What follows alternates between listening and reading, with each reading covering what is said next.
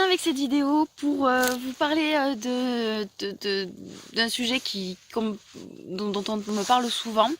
D'un côté, vous savez, j'ai les menteurs qui me contactent pour arrêter de mentir. Et puis de l'autre côté, j'ai aussi les personnes qui connaissent des menteurs, qui côtoient des menteurs, voire qui vivent avec des menteurs, qui me demandent comment faire, parce que voilà, j'ai une femme une fois qui m'a dit, qui m'a contacté, on s'est eu au téléphone et qui m'a dit ma meilleure amie ment beaucoup. Moi je m'en suis rendu compte parce que je la connais depuis longtemps, mais je sais pas comment réagir. Comment est-ce que je peux faire pour l'aider? Moi, j'ai vu ta vidéo parce que je me suis renseignée pour elle, mais je veux pas la vexer, je veux pas qu'elle se sente jugée. Comment faire? J'ai aussi quelqu'un d'autre qui m'a dit ma copine me ment tout le temps à beaucoup de monde. Moi, non, elle me ment pas que je sache. Mais par contre, vu qu'elle ment, et ben, elle me rend complice de ses mensonges. Et puis voilà. Bon, du coup, j'ai plusieurs personnes qui m'ont parlé de ça.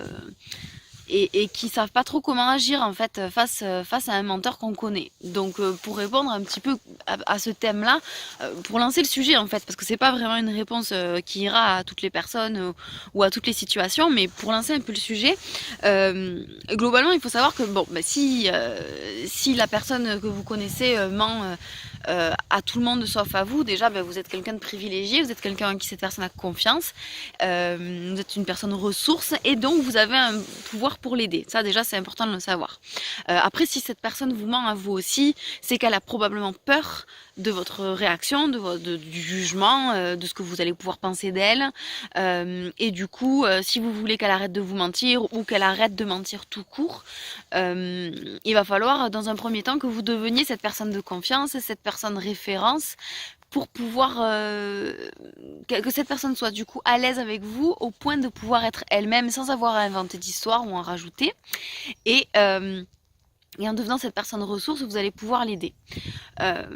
Voilà, globalement, ça c'est les bases. Après, bon, j'ai pas écrit cette vidéo, donc c'est un peu juste moi qui discute avec vous, mais je pense aussi que si vous savez que quelqu'un dans votre entourage ment, c'est pas une bonne idée de lui dire oh au fait je sais que tu mens et ce serait bien que t'arrêtes avec moi parce que c'est bon je te juge pas. Bon voilà, c'est pas comme ça qu'il faut aborder les choses. Je pense que si vous voulez aborder ce sujet-là avec cette personne, déjà commencez par essayer de savoir si vous êtes une personne ressource pour elle, si elle peut vous avouer avoir menti à quelqu'un et en se disant juste vous en parler, si elle arrive à faire ça, ça veut dire qu'elle vous fait confiance. Je donne un exemple, par exemple si c'est votre petit copain qui ment par exemple à ses parents et petit copain ou mari, enfin bref, vous avez compris quoi, votre conjoint qui ment par exemple à ses parents, c'est le cas le plus classique, mais vous dit la vérité, est-ce que vous savez si votre conjoint arrive à vous dire bon ça à mes parents on leur dit pas, ça je vais pas leur dire, ça surtout tu leur en parles pas parce que ils sont pas au courant, je veux pas qu'ils le soient. Bon, là, ça veut dire que vous êtes complice du mensonge et que surtout vous êtes la personne qui est au courant de la vérité et qui détenait la vérité. Et ça veut dire que la personne, votre conjoint, vous dit la vérité et ment à ses parents. Bon, si vous avez des preuves comme ça qui prouvent que vous êtes au courant de la vérité et que d'autres non, ça veut dire que vous êtes une personne ressource. Et à ce compte-là, vous avez les moyens de pouvoir poser la question, d'engager une discussion, bien entendu avec la plus de bienveillance possible, le moins de jugement possible, poser les questions du genre d'accord, j'entends que t'as pas envie d'en parler à tes parents, est-ce que tu sais pourquoi tu veux pas, est-ce que t'as peur de quelque chose, voilà, juste poser les questions comme ça et laisser la personne répondre en face. Elle va peut-être se livrer à vous, vous dire ce qui lui fait peur et vous allez peut-être pouvoir comprendre ses mécanismes de défense, parce que le mensonge c'est un mécanisme de défense, de protection. Voilà. Ça peut être une première entrée en matière et ensuite engager la discussion et peut-être à ce moment-là vous pouvez dire ah ben tu sais pas quoi, la dernière fois je suis tombée sur une vidéo de quelqu'un qui parle du mensonge, c'est super intéressant, apparemment il y a plein de gens qui font ça, est-ce que tu es au courant? Bon voilà, manière de tâter le terrain en douceur. En douceur, faut pas qu'elle se sente jugée, faut pas qu'elle se sente mise dans une catégorie pathologie ou je sais pas quoi, en douceur. Après, si vous n'avez pas de moyen de savoir si la personne qui ment vous dit la vérité à vous, ou que au contraire vous savez que cette personne vous ment aussi à vous, je vous suggère d'y aller en douceur et de commencer par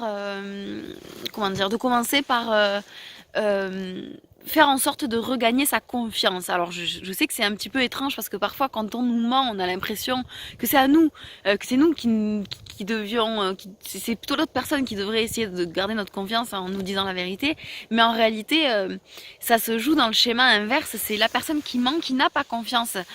C'est inconscient, hein, mais qui n'a pas confiance en vous sur le fait que vous n'allez pas la juger voilà, ou penser des choses désagréables à son propos.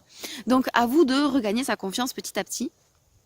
À vous d'être attentif, de la croire quand elle vous parle. En fait, ça commence par là. En fait, c'est même si elle vous ment, j'ai envie de vous dire, même si elle vous ment, croyez-la. Quoi qu'elle dise, ayez confiance en elle. Si elle ment, c'est pas pour vous faire du mal. Si elle ment, c'est pour se protéger. C'est important de le savoir, ça. Si la personne qui vit avec vous, la personne qui vous est chère, vous ment, c'est pas pour vous faire du mal, c'est pas concerné, c'est pas visé contre vous, c'est vraiment pour qu'elle, elle se protège. Donc ça veut dire que elle se sent attaquée, elle se sent mal, et que ben, vous n'avez rien à voir là-dedans, vous êtes juste la personne qui entend ce qu'elle dit, mais vraiment c'est pour qu'elle se protège, et donc elle se sent victime quelque part, elle se sent mal, et donc à vous d'en prendre soin. Donc si la personne qui est en face de vous se protège avec le mensonge, si vous aimez cette personne et que vous tenez à elle et que vous tenez à la relation que vous avez avec elle, mettez un peu plus d'amour dans vos échanges, comprenez peut-être, essayez de comprendre la douleur, la peur qui se cache derrière ça, et engagez avec elle voilà, aussi peut-être une discussion. Faut être subtil dans ces moments-là, hein, vraiment, parce que si la personne sait où vous voulez en venir, ça peut la braquer et puis lui faire encore plus peur et se faire des films, parce que si elle a déjà peur et qu'elle vous ment, elle va encore plus avoir peur si elle voit que vous tâtez le terrain. Donc vraiment là, c'est de regagner sa confiance. Faites attention à ce que vous lui dites, faites attention à comment vous réagissez.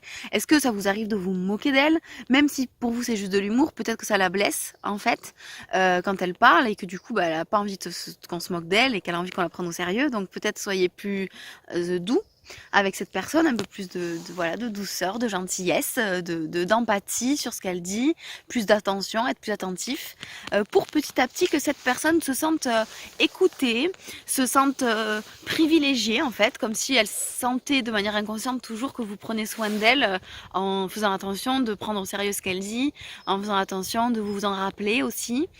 Et petit à petit, ça peut vraiment prendre du temps, hein, parce que là c'est vraiment quelque chose, c'est vraiment un processus caché en fait que vous allez faire si vous voulez faire ça, de prendre le temps, voilà. Juste ça peut prendre j'ai un moustique là, ça peut prendre plusieurs mois peut-être, peut-être plusieurs années même, je dirais années peut-être, ça dépend de la personne, ça dépend comment vous faites, ça dépend à quel niveau elle en est, à quelle relation vous avez aussi, combien de temps vous voyez la personne et ce qu'elle vous confie. Voilà, ça peut prendre du temps, mais soyez patient, soyez confiant, dites-vous au moins qu'à chaque fois que vous faites preuve de bienveillance et d'amour de manière volontaire envers elle, voilà, c'est un acte d'amour pour cette personne qui vous est chère finalement. Voilà, et je pense qu'avec ces deux manières d'aborder les choses, ça peut aider.